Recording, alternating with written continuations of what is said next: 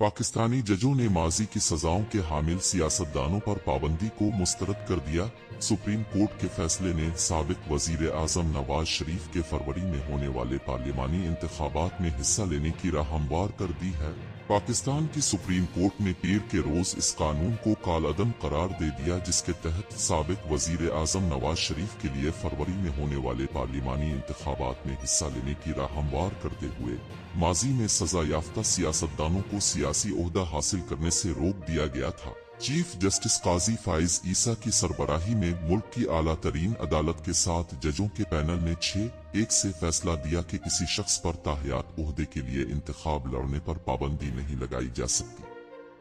अदालत ने इसके बजाय कहा कि सियासतदानों को सिर्फ 5 साल की मुद्दत के लिए रोका जा सकता है। नाक़दीन का कहना था कि यह कानून सख्त है और इसे सियासी जुल्म व सितम के लिए इस्तेमाल किया गया है।